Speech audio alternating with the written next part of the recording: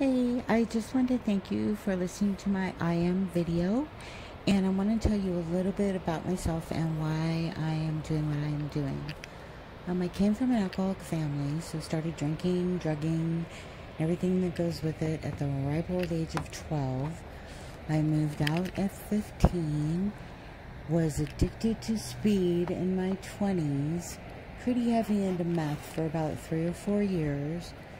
And about 27, 28, I decided I needed to stop. I was still very active in my alcoholism, though, all through my 30s. At 34, I met my son's father. And at 36, I became a mother. After 3 months of parenthood, my son's father decided that partying was more important than parenting, so he bailed, and I became a single mom. When my son turned 7, things had gotten pretty bad, and I decided, I was actually about ready to lose my house, and decided it was time to sober up. So I got sober, and after 2 years of sobriety, I went back to school. I worked 2 jobs, went to school full-time, graduated with honors, earning my bachelor's degree. And the college advisor told me that my best bet would be getting a job for the government, which I had always been a proud truck stop waitress / bartender. So working for the state was not something that I had actually considered, but she told me the benefits were great, so I did it. I discovered, I was unhappy for the whole 10 years. I discovered I'm a round peg that doesn't fit into a square hole, or a square peg that doesn't fit into a round hole, but I'm not built for that kind of work. My experience with it was that a lot of people I worked with, once they were past their probationary period, they quit doing anything but what they just had to do to get by.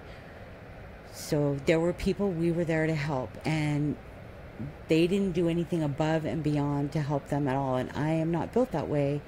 Being a waitress, when you work off of tips, you go above and beyond to make people happy. So it's hard to go into a job where people do just enough to get by. And that's what I found. That's how the people that I worked with were. I'm not blanketing that people are like that throughout the whole government system, but that's how they were where I worked. And it almost broke me. My last job, I worked for about a year with a girl who literally would hang up the phone on people if she didn't want to deal with it. And she's still there, and I got let go due to COVID because she had been there longer than me. That said, I felt like I was ready to break, and now I'm going to focus everything I have on positivity. I just want to live, eat, and breathe positivity. I'm also very creative, so I'm going to continue to do my artwork, continue to do my I am videos, submerge myself in positivity, and try to spread as much as I can to as many people as I can. So I welcome you to join me on this journey. I am curious to see, I've dabbled in positive affirmations, I'm curious to see if I submerge myself, how far I get. Welcome to the journey. Blessing.